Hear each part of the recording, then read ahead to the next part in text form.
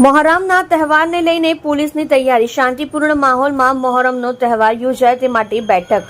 ઉમરા police હોલમાં યોજાઈ બેઠક. હિન્દુ મુસ્લિમ આગેવાનો બેઠકમાં હાજર. શાંતિપૂર્ણ રીતે ઉજવાય તે અર્થે શાંતિ સમિતિની મીટિંગનું આયોજન. પોલીસ કમિશનર અનુપમસિંહ ગેહલોતની આગેવાનીમાં બેઠક. કુલ 220 જેટલા તાજિયા નીકળશે. ચુસ્ત પોલીસ બંદોબસ્ત ગોઠવવામાં આવશે. તાજિયા જ્યાંથી નીકળે છે તે માર્ગ પર વાહન વ્યવહારના રૂટ બદલવામાં આવ્યા છે. અસામાજિક તત્વો વિરુદ્ધ કાર્યવાહી કરાઈ છે. કેટલાક અસામાજિક તત્વો રાઉન્ડ અપ કરાયા. પોલીસ કમિશનરની અપીલ શાંતિપૂર્ણ માહોલમાં કાર્યક્રમ સંપૂર્ણ થાય. 17 તારીખના રોજ આપણા સુરત શહેરમાં મોહરમનો તહેવાર છે.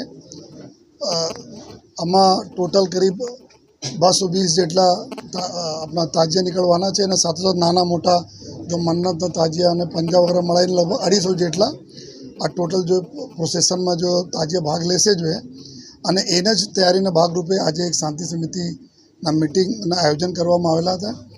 અમે તમામ આપણા કોમના લોકો, અમારા તમામ આગેવાનો, શાંતિ સમિતિના મેમ્બર્સ બધા લોકો અહીંયા હાજર છે અને સાથોસાથ જો એ બધા લોકો પોલીસ અને પ્રશાસન અને લોકો સાથે આગેવાનો અને લોકો સાથે મળીને ખૂબ સરસ રીતે આપણા તહેવાર જો પૂર્ણ થાય આ દિશામાં જો બી અમારી ચર્ચાઓ કરવામાં આવી અને સંપૂર્ણ રૂટ ઉપર આવતીકાલે એટલે 16 તારીખના રોજ આપણા કતલના રાતનો બંદોબસ્ત હોય અને પછી 17 તારીખના રોજ લગભગ બપોરે 4 વાગ્યાના આસપાસ આપણા પ્રોસેસન ચાલુ થાય અને રાત્રે પૂર્ણ થતા હોય. એના સમગ્ર રૂટ ઉપર જો ખાસ કરકે સુરત શહેરમાં સલાબતપુરા, મૈદલપુરા, ચોક બજાર, અઠવા લાઇન્સ, લાલગેટ આ પોલીસ સ્ટેશન વિસ્તારમાં સૌથી વધુ પ્રમાણમાં જો આપણા તાજિયા નીકળતા હોય છે.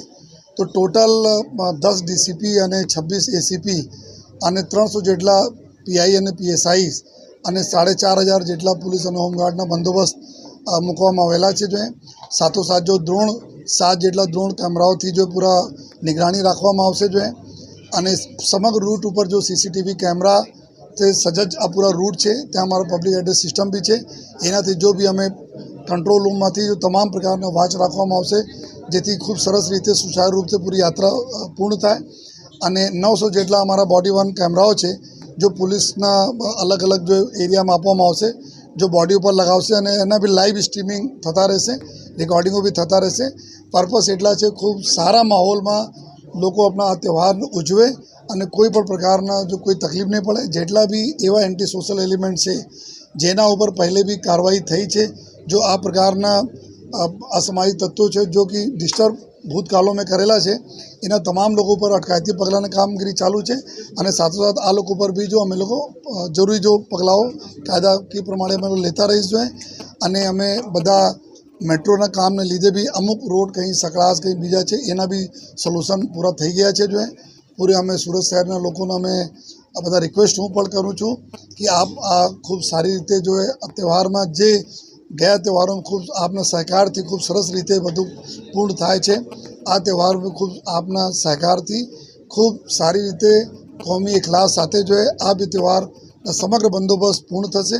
લોકો આપણા તહેવાર મનાવશે જો એવી બધાને હું વિનંતી પણ કરું છું અને ખાતરી પણ આપું છું કે સુરત શહેર પોલીસ એકદમ કટિબદ્ધ છે, સજ્જ છે આ તહેવારને સારી રીતે પૂર્ણ કરવા માટે.